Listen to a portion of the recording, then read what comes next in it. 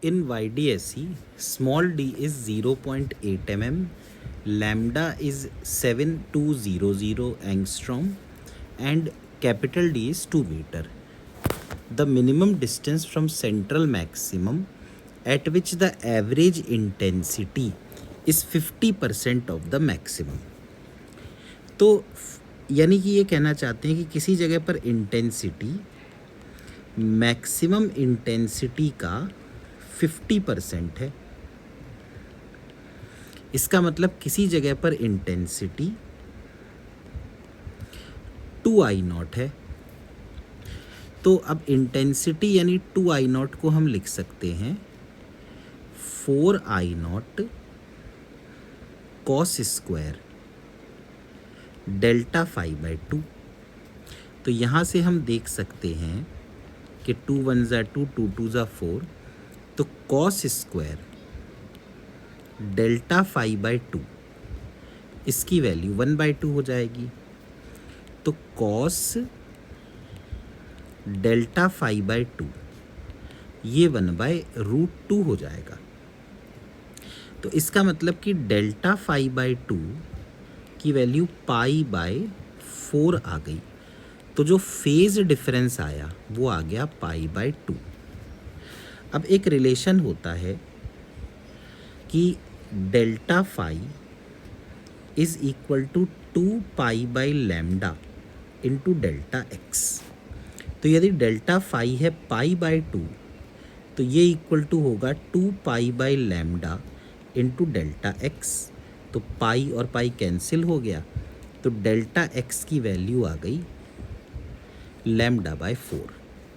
तो path difference हमें मिल गया।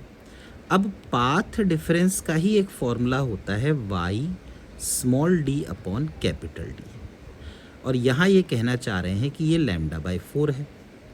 इसका मतलब ये हुआ कि y की वैल्यू आ गई lambda capital D upon 4 small d। तो अब हम क्या करते हैं, सारी वैल्यूज़ रखते हैं। जैसा कि हम सवाल से देख सकते हैं कि लैम्डा है 7200, लैम्डा है 7200 एंगस्ट्रॉम। कैपिटल D दे रखा है 2 मीटर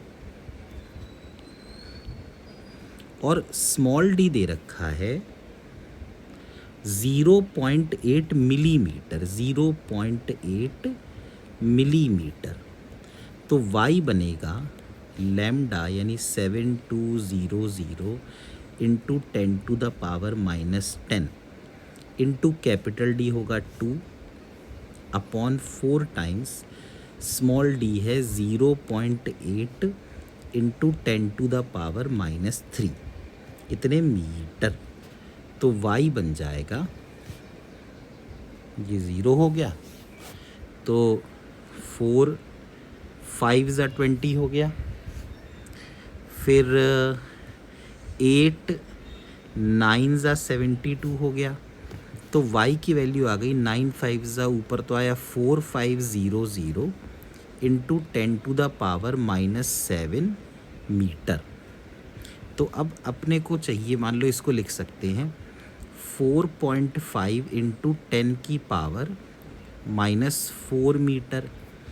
तो y बन जाएगा 0.45 मिलीमीटर। तो इसका आंसर आना चाहिए 0.45